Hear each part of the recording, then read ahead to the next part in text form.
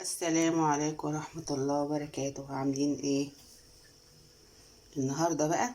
اعمل لكم حاجة حلوة قوي. دي انا بقى يعني الاكلة اللي بحبها قوي، سمان بايه؟ بالمرتة. المرتة عندنا في بورسعيد بنحب نحشيها للبط، للفراخ، للسمان، بتبقى تحفة. وطبعا لازم السمان ده تكون غسينه كويس جدا عشان الزفار. اي طيور عندي عامة انا بغسلها بدقيق وملح، ما بحطش خل. بحس ان الخل يعني مش قوي، هو الملح والدقيق بيبقى زي الفل، وننشفها كويس زي ما انتوا شايفين. وبرضك بعد كده بدعكها ايه؟ بالليمون. بصوا زي الفل ازاي. بصوا بقى معايا التوابل دي: كمون، فلفل، مرقة دجاج، 7 بهارات، ملح. اهم حاجة في المرتة الايه؟ الكمون. الملح والفلفل ده علشان ادعك بهم السمان من جوه ومن بره قبل ما اعمل المرتة واحشيها. بسيبهم فيها لحد ما اخلص المرتة عشان ابتدي احشي الايه؟ السمان. هنضيف معاكم التوابل اهي. توابل ايه؟ دي توابل المرت اهو. بصوا بصوا. وعايزه اقول لكم حاجه كمان، يعني حاجه كويسه تعرفوها، معلومه حلوه للمرتة. احلى حاجه في وصفه المرتة ان احنا ما نعملهاش ناعمه.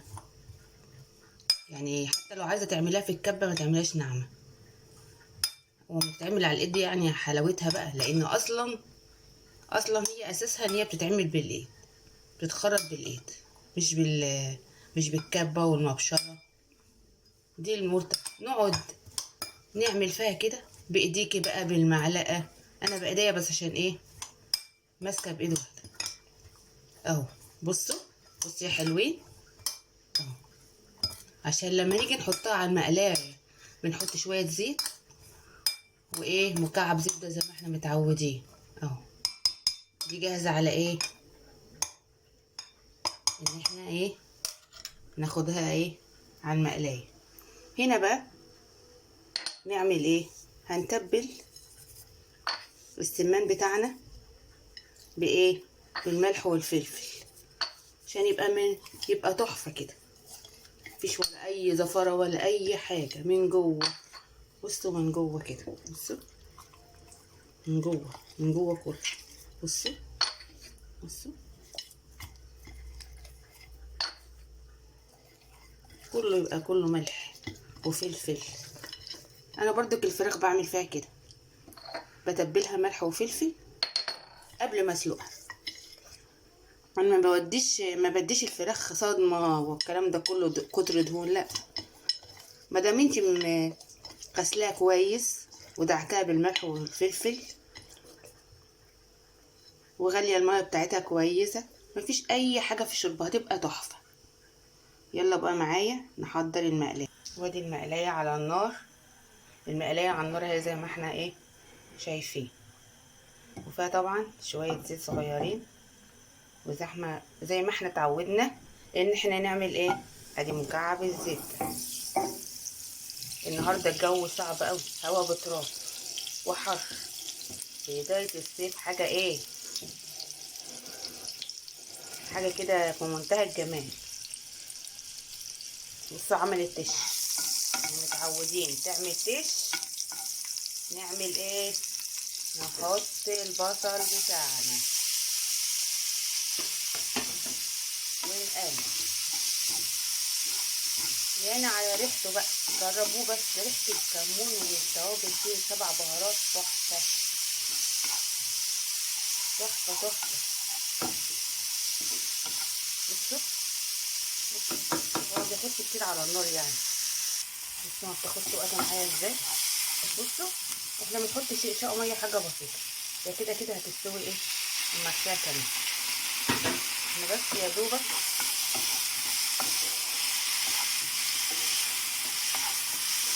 دقيقتين وخلاص. هتبص المرته خف وبقت في حته تانيه. بذمتكم كده مش السمان متدلع؟ ايه رايكم؟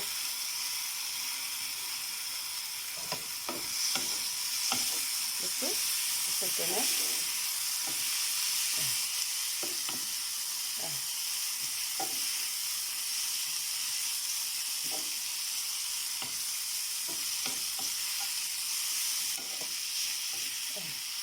بصوا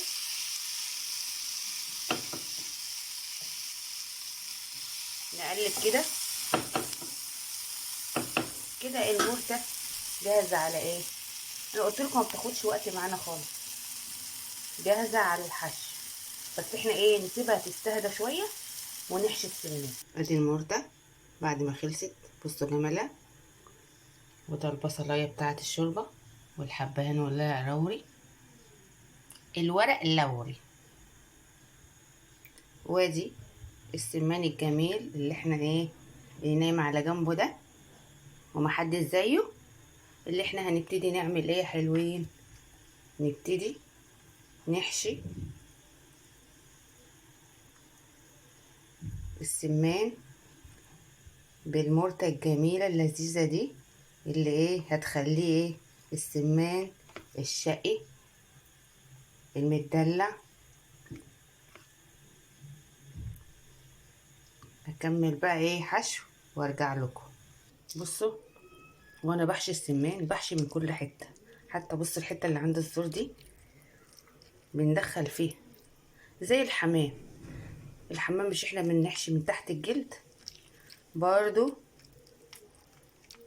السمان نفس الموضوع، بنحشي من تحت الجلد ده عشان تبقى ايه، سمانة مقلبظة كده وعسولة. نكمل حشو بقى وارجع لكم. وادي السمان بعد ما حشيناه المرته. بصوا بصوا بقت السمانة الصغننة بقت قد ايه، بصوا قد ايه، بصوا.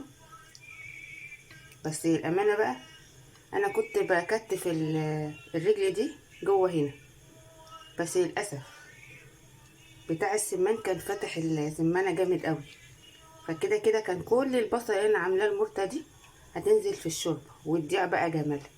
فانا قلت ايه، لا نخيطها. نعمل ايه بقى في الخيط اللي احنا نخيط بيه السمان؟ بنحط شويه خل، ده فيه ننفي شويه ميه ونحط شويه خل ونحط الخيط بتاعنا كده طهرناه. كده ايه السمان ده جاهز على ايه يا حلوين؟ جاهز اللي هو ينزل الشوربه بتاعته.